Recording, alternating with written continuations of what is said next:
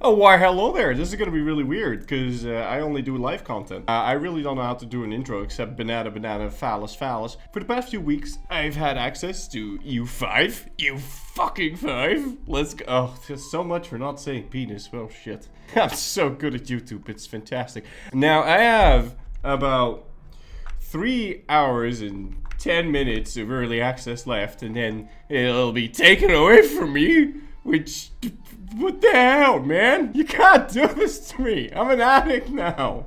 Come on. What we're just gonna do is we're gonna have the first 30 minutes of Milan. Where do we start? First of all, we're gonna go start our research, and let me just grab that extra trade capacity there. I want to open up this. There are certain things that you want. You want food, okay? Listen, this game is about the long term, yeah? It's build strategy, yeah? It's not like let me just quickly spend 999 admin points and then I have a bunch of tax money. No, you really have to like plan ahead and all of that shit. And that means that the biggest thing that you want in this game is population. Now, what does population need? Population needs food, because if they don't eat, they die. So, but you also kind of want them to read, because the more people that can read, the more people that can, like, you know, your research speed goes up. So, so you want that too. This institution, I haven't slept for the past few weeks. Okay, you need to embrace this in order to research certain technologies, and certain technologies in this institution are really, really good. So what we want after this, getting this trade capacity, after the trade capacity, we want institution growth. But overly hyped Florry, and this is going to be a recurrent theme, isn't able to keep a single train of thought intact.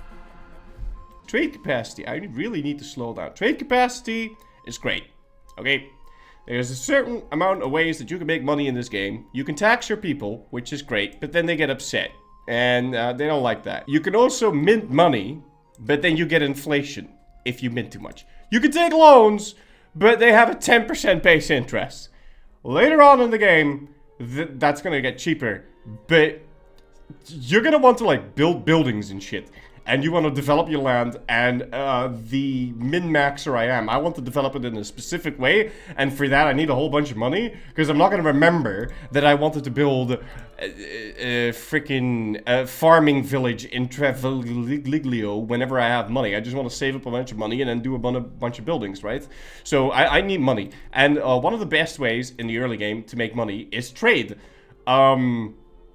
So the amount of shit that you can trade is based on your trade capacity, and there's a bunch of buildings that, and look at this search bar, by the way, it's so fucking sexy, it's so sexy. Look at it. Here, it shows you all the things that you can build that give you trade capacity, and then you can just build them, and then your trade capacity goes up, and then you can trade more, and you make more money. It's fantastic.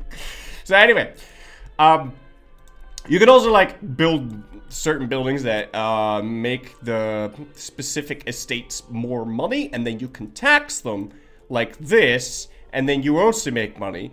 But the thing with building buildings that actually produce something is that they take time to get into effect, and then you have to tax them, and taxing them takes time. But you know what doesn't take a lot of time? Trade capacity. So at the beginning of the game, trade capacity is your friend and your lover. But it's something that's gonna happen in like 10 years. Black Plague, and then trade's gonna suck for a bit. But it's only for a bit, okay? A bunch of people are gonna die. It'll solve all of our food problems, it's fine. We wanted institution growth, because I need meritocracy, because meritocracy gives me efficiency of my cabinet. And the efficiency of my cabinet is important because we have cabinet members, and they can do stuff, very important stuff, and we want them to do that stuff. And this makes them do it better. Also, this gives me more taxes, and that gives me more power projection, which also gives me more. It gives me a better cabinet, which is great. And then there's more literacy down there. It's all freaking amazing. So we want that. So, what was I saying about trade? I completely forgot. My train of thought is gone. My trade of thought. Right, trade. Yeah. So there's no way I can explain trade to you. Okay, but listen. Can't explain trade, huh? Can't explain trade. And then I spent 45 minutes trying to explain trade. The general gist of it is, if you're small, then you can micromanage trade. If you're big, then you don't really want to do that unless your market is starving, so you need food. That might happen in Italy because there's a lot of cities in Italy.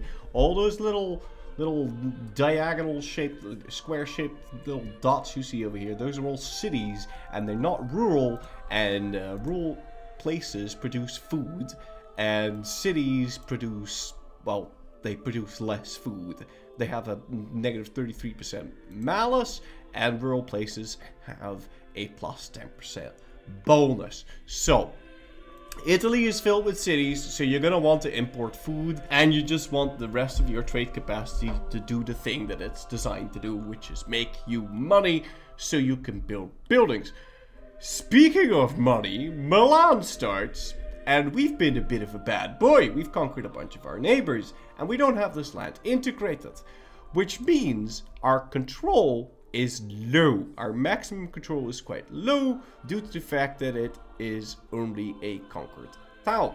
Now, a full core has 20% increase to its max control, and the control will slowly tick up.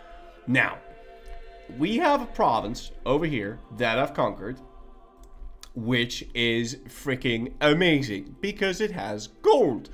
Now, I would make a lot of money out of this, except I have 0.00 control over this, so we need to make sure that this gets integrated stat. In order to do that, we need cabinet members. Now, integration requires military skills, so let me just go pick up this guy, and we're gonna go tell him to go integrate this province, and it'll tell me 1360, but it'll actually be a lot faster than that. It's gonna be done after 3 years. Why is it done after 3 years? Because Lombard is the dominant culture. Our culture is Lombard, and the location over here is also Lombard, which means we can integrate it really, really quickly. And that is good for us because, well, because then we have it cored. Duh. So there's a bunch of other areas that we can very quickly integrate. Basically, everything we control or we see over here is Lombard, except for this little province, because that is Emilian, and we have another little solution for that. But I do want my provinces integrated real quick, so let me just go search for another mill guy. Now, I kind of want an admin guy and a dip guy, so we'll switch out our cabinet members, which is going to suck because that drops our stability, but we'll deal with that when we deal with that. Okay, stability is temporary, cores are eternal. But this is Emilian, which we do have accepted, I think.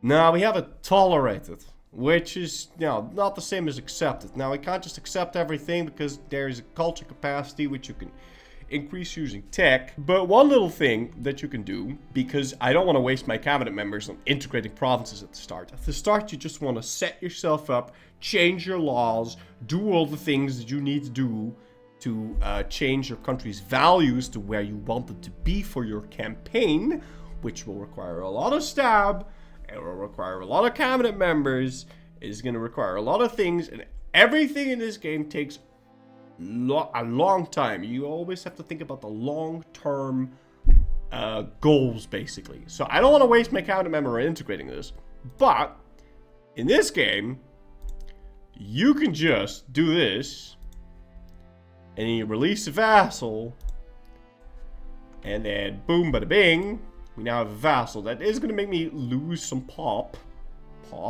because these people, I can't tax them anyway. Yeah, I can't tax these people because they don't have a control here. So it is basically useless for me. So I'm just going to go and improve relations with my little vassal over here. And eventually we can use our diplomats, which is also a limiting factor resource, and just integrate it using diplomats instead of using my cabinet members, right? Speaking of trade, we're just going to automate it. I'm just going to automate it because I'm playing in Genoa, so there's no way I can like change the prices of anything in a meaningful way. I'm just here to make money and leech off the rest, right? And at the beginning of the game, you also need to select certain laws because certain laws are not set for you. So we have the levy age criteria. This will determine the size of your levies. I can have up to 13,000 levies if I'm at war. Now, levies are your pop. Got like 1 million pop, I can levy 13,000. And levies suck. Levies die a lot. And when you lose troops in a war, that is your pop that is dying, right? You do not want your pop to die. Ideally, you have mercs come die for you, because then you don't lose pop, which means you don't lose any of your economical oomph. Yeah. So, in order to hire mercenaries, you need money, right?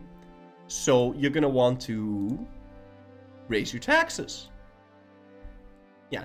But that makes these people upset. Now, if you're playing in Italy, but this is very greedy of me, right? But if you're playing in Italy, you're probably going to want to just put your levy thing on 18 to 30-year-olds, and it will dramatically reduce your army and navy levy size, but it will give you a little bit more estate satisfaction, which is fantastic, because that means more money, and less of your people are going to die, and you'll just use taxes to fund mercenaries instead. Also, I'm Milan, no one's going to mess with me, I'm the biggest dog in here, I'm not going to get dicked, right? But that's a very greedy option. If you're playing as Granada, and I've played so many games of Granada, you wouldn't even believe. It is hell. I love it.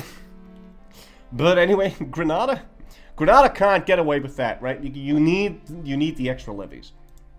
Then we have this choice, the employment system. The employment system, basically, you have a couple of choices. I don't like that these choices influence my values, okay? Because these choices are basically how much you want to min-max, okay? This is, you want to min-max a little bit, because all of your buildings will get filled equally, yeah? In proportion with the employees available, yeah? This is, I don't want a micro at all. I'm going to put everything on automated and just do whatever you want to do, okay? Yeah? This is min-maxing, because it'll allow you to control where people work. Because if you build a building, that building gets filled up first, and then the next building will get filled up, in the order in which they were built. Yes? But unfortunately, this moves me to traditional economy. And traditional economy gives me an increased building cost, it gives me more pop cap, and it gives me food production. Whereas capital economy gives me production efficiency. And production efficiency is such a sexy thing, because production efficiency impacts the output of buildings, and the output is the amount of goods that is created from a building.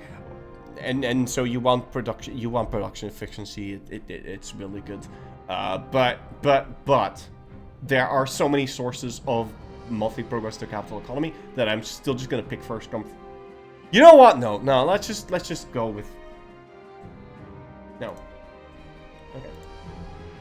I've decided. I know I'm gonna play like that because I think they'll change that, because it's weird. A lot of this, everything that you see, is super early. It's not even early access. It's the hottest of hot cold.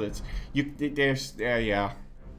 Anyway, do I want to ban the export of gold? Yes. Now, the choices you make here, this is something you can switch later, but everything that you switch will cost you a lot of stability, even if you ask Parliament. If you don't ask Parliament to change a law like this, so you want to change it from ban of export to regulated export, then if you don't ask Parliament, it's going to cost you 90 stability, and it goes from plus 100 to negative 100, and if you don't have the negative, like, you can't just go from negative 100 to negative 190, right? Negative 100 is cap. And if you don't have the available stability to change a law, then you just can't change the law. Okay? I'm going to pick the option that you kind of don't want at the start, which is banning the export of gold. But later on, you definitely want to ban the export of gold, because everyone and their mother is going to want my gold, and I need that gold for the government to build certain buildings, to mint coins, to make jewelry, I'm probably gonna transition away from gold jewelry to like something else, because there's a severe shortage of gold in Europe, and it's only gonna get worse. So we're gonna pick ban of export, because I control who gets my gold. No one gets my fucking gold. It's my gold. No one gets my gold, okay? So anyway, there's a couple more things that we need to do before we can unpause. And I'm really hoping we get to unpause before the end of this video. So, anyway, a lot of the choices you make at the start, you want to really set up to get your values to where you want them to be in your run. So, right now, I'm a really big fan of having a centralized government that is both innovative, humanist, aristocratic, or, you know, I want aristocratic, but if you're playing in Italy, it's kind of... A lot of the really good estate privileges that you can give to your burghers will push you towards plutocratic, and you don't really want to be in the middle. You want to be on the edge of one of these things. And so, and a lot of them will strengthen each other. So for example, innovative. Let's take a look at innovative. So the more innovative you are, so let's look at this. Urban development grants, right? It gives me 0.10 monthly progress to innovative. So innovative is very interesting because the effects of innovative give you max literacy. And the more literacy you have, the more it will flip you towards innovative. So a lot of these things will strengthen each other. The capital economy gives you more production efficiency. And the things that give you more capital economy also give you production efficiency. So it works if you are not schizophrenic. You just go into one direction. Now there's exceptions for a couple of things where you really only want to give a certain privilege because it gives something that you really need at that point in time, and that's fine. And some of these aren't as bad to be in the middle of, like humanist, spiritualist. This is a bit of, it depends on where you are at the game, but if you're playing in Europe, then you want a lot of pop assimilation speed, because if you assimilate pops, which is change culture, then you don't need any conversion speed, right? Because, why do you need conversion speed? Everyone's a Catholic. I'm sure that's gonna last. But if you're playing in like an edge case, like on the edge of a religion, like, I don't know, like Byzantium, right? Then you're gonna want pop conversion speed, because a lot of the pop in Greece, I'm pretty sure, is still Greek, right? But the religion, there's a lot of Sunni there, but it is still Greek dominant. So then you definitely want spiritualist over humanist. And if you're playing as Granada, then you kind of want to be smack jaw in the middle, because your culture is Andalusi, which is in the Arab group, and Castilian is in the Iberian group. And so it can go from like primary to, and then there's primary, there's tolerated, there's accepted, there's not accepted, and then there's enemy. That's the view, right? So Andalusia and Castilian see themselves as enemy. So you really want to culture flip, right? You really want to culture flip that land if you manage to conquer it off of Castile. And you want to culture convert it. Or you want to religiously convert it. So then you kind of just want to be in the middle, I found. Because then you don't get any malices to either one of them. It's not like you can quickly be spiritualist for a little bit and then move to humanist later. But in general, because assimilation speed is so important, and also humanist gives you tolerance of heathens. So that means that you'll get less malices from having the wrong religion. Humanist is kind of superior, but every good policy moves you towards spiritualist. So that's a big challenge you're going to have. Like, how am I going to get rid of the spiritualist shit? Like, how am I going to move to humanism? It's very difficult. It's also quite difficult to move to innovative because a lot of the things that move you towards it are very hampering. So you have a policy at the beginning of the game, right? This all changes later, but at the beginning of the game, moving towards innovative is quite difficult. So you have control over the monetary policy as an estate privilege to the burghers. Now this looks like a pretty good privilege, right? It only gives them 20% extra power, which I'm not going to explain, we don't have time. It gives them 5% estate satisfaction, which means you could technically tax them 5% more before they get upset. And it moves them to innovative. Great, give it to them, right? But it reduces the maximum tax that you can levy on the burghers by 10 flat %. And I can already only tax them for 26. And the more power I give them, the more the maximum tax goes down, and the more burghers I get, which I'm going to be building a lot of cities. So my burghers are going to be super influential, super powerful. So if I give them that, I basically can't tax them anymore unless I ask my parliament. This game is so cool. It's so cool. A lot of things are really, really, really good. It feels very natural. And yeah, that's good. I do need to give some more privileges away. Now, some of these are really, really bad. Like the nobles have Visconti city state, which is just absolutely terrible. But they also have primacy of the nobility, which gives me more discipline and monthly progress quality. So we'll be giving them that. We'll be giving them something else.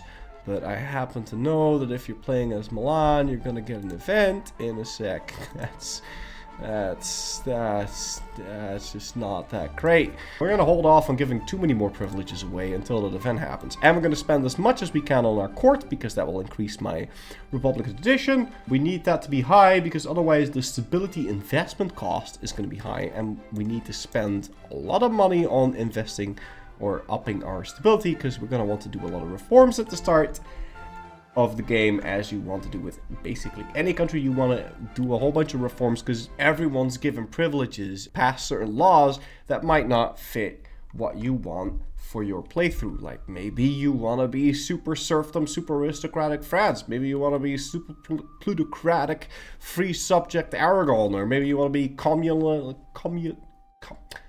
communist Frisia. You're going to want to change all of your laws at the beginning because they all take a very long time to take into effect. It takes a very long time for your values to change. So you want to set all of that up at the beginning. Now you do want to make sure, you always kind of want to make sure that your cities are always constructing something. And the best thing to build at the start of the game is trade capacity buildings, like marketplaces, because you have more trade capacity, you'll just make more money.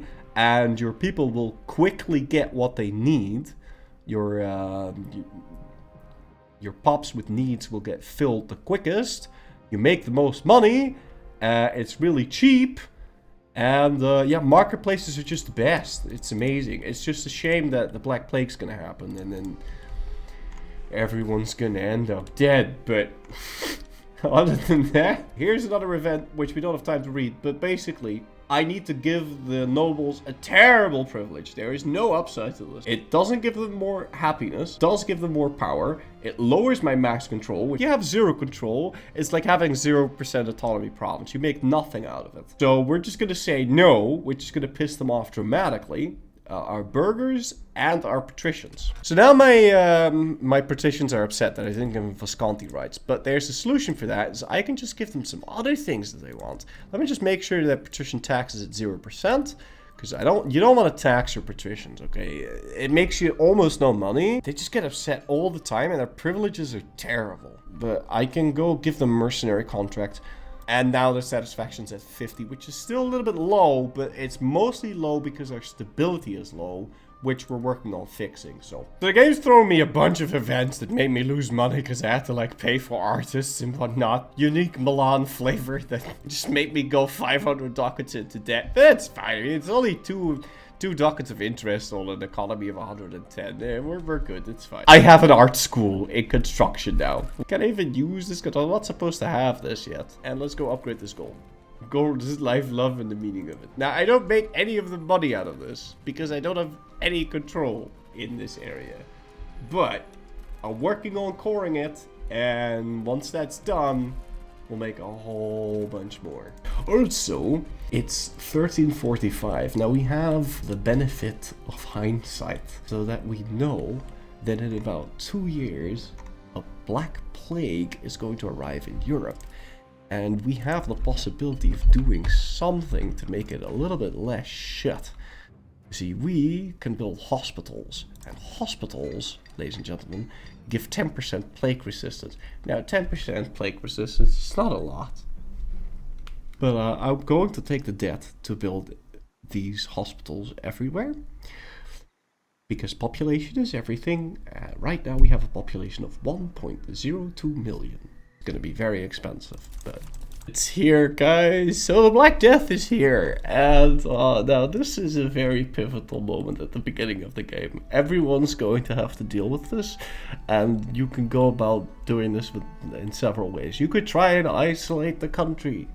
This is bad. You can't save yourself from the plague. It's just going to happen, okay? You just have to accept it. You can try and buy remedies. It won't help you fight the plague. Real actions to prevent the plague come later, when the plague is actually in your country. Maybe a little bit trigger happy with the debt, but I really wanted to make sure I had hospitals everywhere, because it gives you some plague resistance, right? And you'll see how important that is in just a sec, and it's here. What can we do other than pray? Well, I can tell you what you can do. You can pause the game. We can tell our guys to go expel the sick, and what that does, no, not expel the sick, segregate the infected. It makes everybody upset, and it lowers your stab, but you do get 15% plague resistance. So I'm gonna go ahead and segregate the infected, because, yeah, okay. So disease persistence in Milan is now 20% because we have alchemy and we're segregating the infected. So we have 20% disease resistance. But in the most populous areas of my land, we have hospitals. And once it has spread, 20% presence in Milan, then we can start isolating our cities, which will give me even more bubonic plague impact reduction at the cost of a whole bunch of production efficiency. You're not going to care about money or production efficiency or any of that. You're going to care about this freaking graph over here. People are buying toilet paper. Also, your people are going to be mad. Like, there's not much you can do. It's happening. It's coming. Some people are starting to die. It's not that bad. Pop is still growing, except in Vercelli. Ah, we can isolate our cities now. Fantastic. And now I'm losing 30,000 people a month. I really like how everything turns dark and grim, and you can see all the putrid smell and shit from dead corpses over where the plague is. Black Death is still like raging around, but it's mostly gone now. We've lost about a quarter of our pop, which is certainly a lot better than I've done before. That's actually really good. Starting to get a little good at this game. That's nice. But yeah, overall, it feels great. I've spent 160 something hours in 2 weeks, and none of that was idle time, so it's very addictive. But obviously, there's gonna need to be a lot more improvements in terms of performance and user interface. But I mean, I tested something that was by no means finished in any sort of way, so yeah, I think it'll all work out. Thank